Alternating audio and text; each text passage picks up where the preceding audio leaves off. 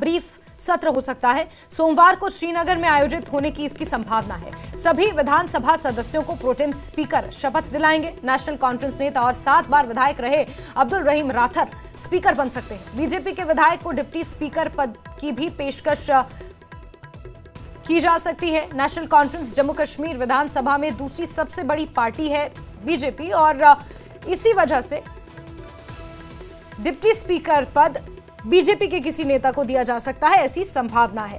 बड़ी खबर बता रहे हैं आपको, एक बहुत छोटा सत्र यानी कि एक संक्षिप्त सत्र सोमवार को रखा जा सकता है। बड़ी खबर आपको बता रहे हैं, जम्मू कश्मीर विधानसभा का यह संक्षिप्त सत्र सोमवार को हो सकता है। सभी विधानसभा सदस्यों को प्रोटेम स्पीकर शपथ दिलाएंगे। नेशनल कॉन्फ्रेंस के वरिष्ठ नेता 7 बार से विधायक अब्दुल रहीम राथर स्पीकर बन सकते हैं। तो वहीं बीजेपी क्योंकि इन चुनावों में दूसरी सबसे बड़ी पार्टी बनकर उभरी है, ऐसे में डिप्टी स्पीकर का पद बीजेपी के किसी नेता को दिया जा सकता है। इसकी पेशकश बीजेपी कर सकती है। और बड़ी खबर आपको बता रहे हैं, विधानसभा सत्र को लेकर जम्मू कश्मीर विधानसभा का ये संक्षिप्त सत्र है जो सोमवार को आयोजित किया जा सकता है, इसकी संभावनाएं नजर आ रही हैं। श्रीनगर में इसकी आयोजित होने की संभावना है। सभी नवनिर्वाचित विधायकों को प्रोटेम स्पीकर शपथ दिलाएंगे। साथ ही साथ स्पीकर का भी चुनाव इसमें किया जाएगा, विधानसभा स्पीकर का भी इसमें चुनाव किया जाएगा।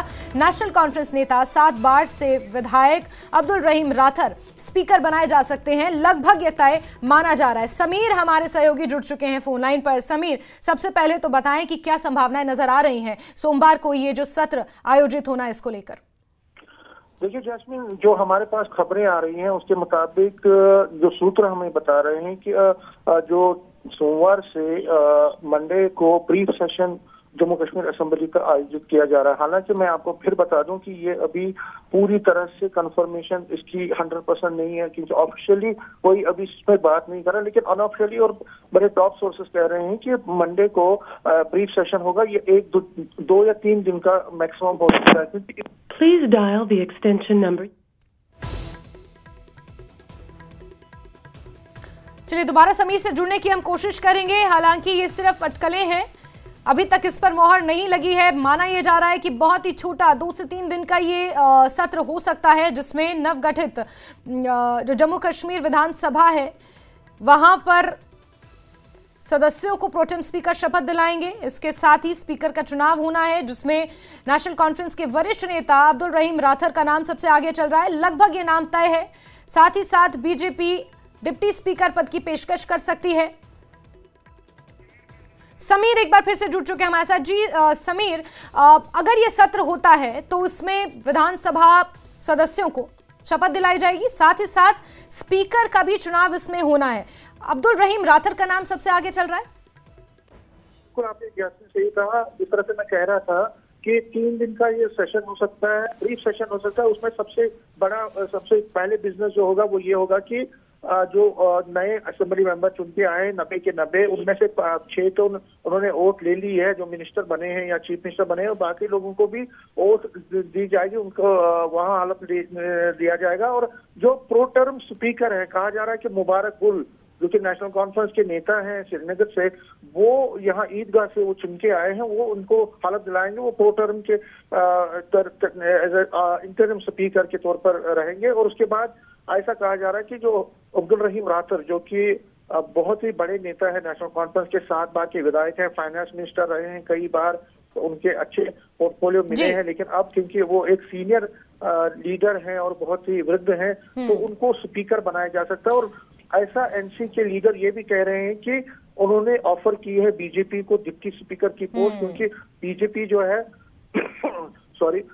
बीजेपी जो है वो सेकंड लार्जेस्ट ग्रुप है। बिल्कुल बिल्कुल समीर, सबसे बड़ा सवाल यही है कि बीजेपी क्योंकि सबसे बड़ी दूसरी पार्टी बनकर उभरी है इन चुनावों में, ऐसे में नेशनल कॉन्फ्रेंस ने ये पेशकश की है बीजेपी को, तो क्या बीजेपी की तरफ से कोई ऐसे संभावित नाम है जो डिप्टी स्पीकर की रेस में चल रहे हों? देखिए, बीजेपी की अगर हम बात करें तो उनके भी कई सीनियर नेता हैं जो कि बार बार चुनाव जीत के आए हैं, और वो उसमें अपनी दावेदारी पेश कर सकते हैं। हालांकि कई यंग नेता भी हैं उनके जो चुन के आए हैं, लेकिन बीजेपी अब किसको बनाती है डिप्टी स्पीकर, वो उनका प्रोग्रेटिव रहेगा कि क्या करेंगे वो। लेकिन जो बीजेपी को अगर वो देते हैं तो एक एनसी के लीडर ये कह रहे हैं कि हम एक प्रक्रिया, जो एक प्रोसेस है उसको हम अपना रहे हैं। हम बीजेपी को भी, जो अपोजिशन पार्टी, उनको भी अपना सम्मान देना चाहते हैं, क्योंकि उनकी 29 जो मेंबर हैं वो चुन के आए हैं। तो ऐसे में जैसे मैं एक खबर ये भी बता दूं कि जो पहले चर्चा थी कि कांग्रेस जो अब इस कांग्रेस जो इस सरकार का हिस्सा नहीं है, हालांकि सपोर्ट उनका आउटसाइड है, उनको भी पहले स्पीकर की पेशकश की गई थी कि वो स्पीकर पद ले। उमर अब्दुल्ला ने उनको एक ऑफर दी थी, लेकिन उन्होंने इससे इनकार कर दिया और उसके बाद अब वो आउटसाइड सपोर्ट कर रहे हैं। लेकिन अब एनसी अपना स्पीकर रखेगी और अगर अब्दुल रहीम राठौर स्पीकर बनते हैं तो डिप्टी स्पीकर तय है कि बीजेपी का होगा। और अब बीजेपी में कौन उनका डिप्टी स्पीकर बनेगा वो पार्टी फैसला करेगी। ठीक है समीर, ये देखना काफी महत्वपूर्ण होगा, क्योंकि स्पीकर का नाम तो लगभग फाइनल हो चुका है, तय हो चुका है।